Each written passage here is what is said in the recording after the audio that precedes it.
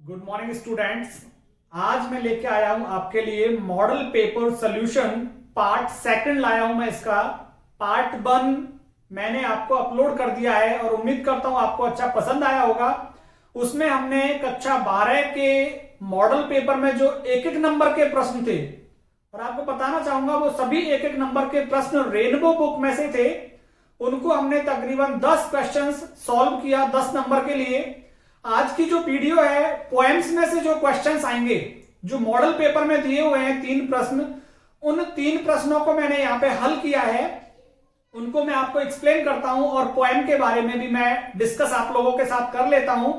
आपसे मेरी ये इल्तिजा है कि आप मेरे चैनल को सब्सक्राइब कीजिए और सब्सक्राइब करने के साथ दोस्तों को शेयर कीजिए और बेल आइकन जरूर प्रेस कीजिए जिससे कि आपको नोटिफिकेशन मिलता रहे।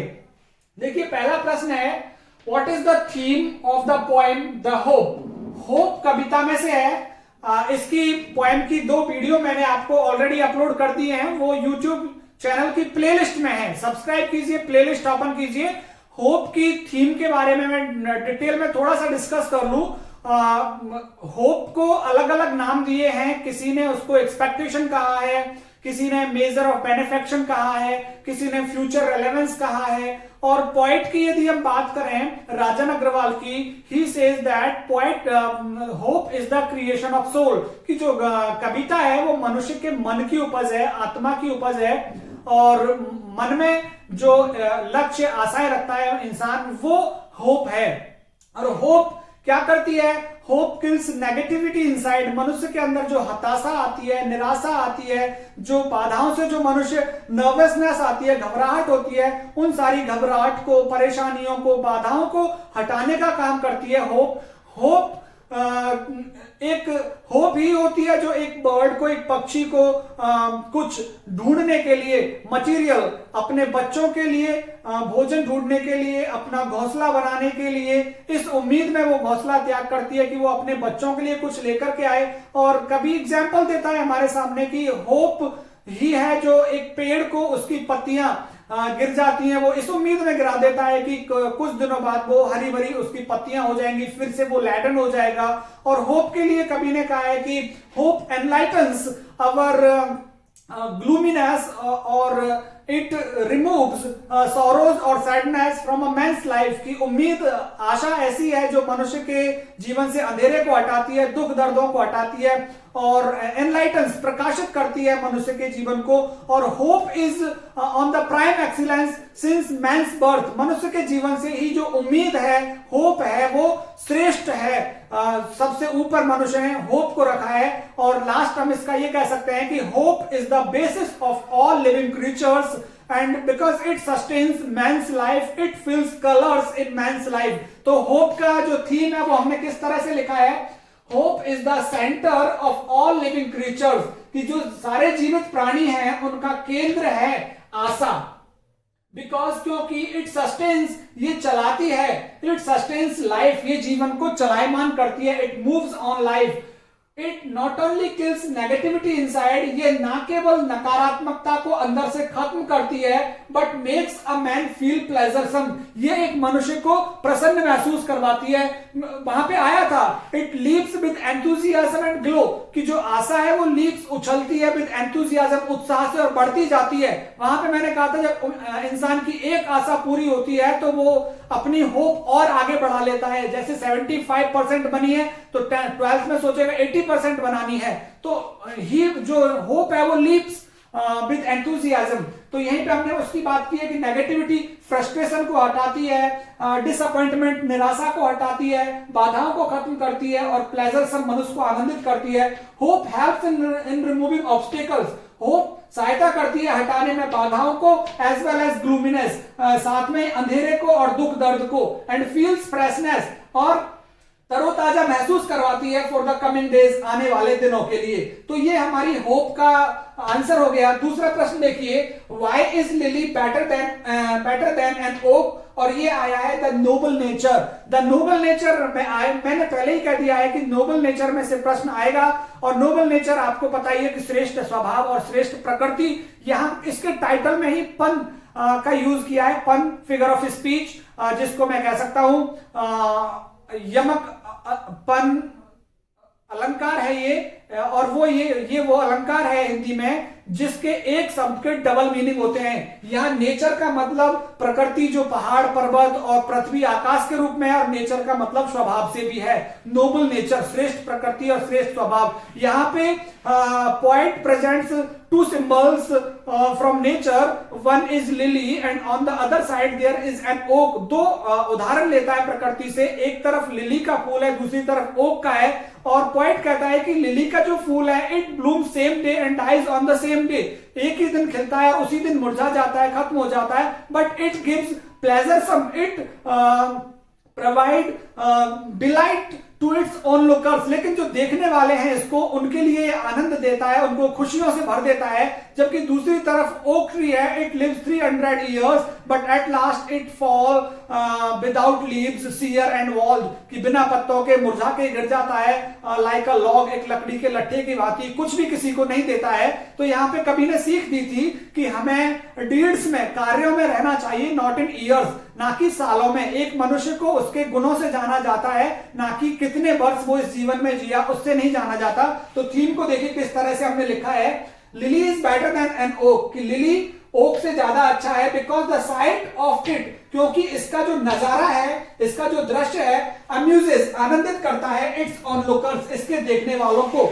ऑल्दो, यद्यपि it's life is only of a day, यद्यपि इसका जीवन एक ही दिन का है।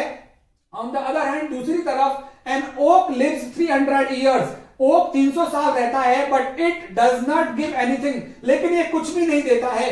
इट मीन्स, इसका मतलब है, a man should live in deeds, मनुष्य को अपने कार्यों से जाना जाना चाहिए, नॉट इन ईयर्स, ना कि उसकी सालों से। तो जहां लिली एक ही दिन रहता है फिर भी वो आनंद देता है, अच्छा महसूस करवाता है दूसरे लोगों को, जबकि वो 300 years रहता है फिर भी लाइक अ लॉग, एक लकड़ी के लट्ठे की भांति गिर पड़ता है और कुछ भी नहीं देता किसी को। तो हमें कुछ देने वाला बनना है, हमें हमारी लाइफ को मीनिंगफुल बनाना है। इस तरह का कुछ यहाँ का ये लिली के माध्यम से कवि ने हमारे सामने इस चीज को प्रस्तुत किया है।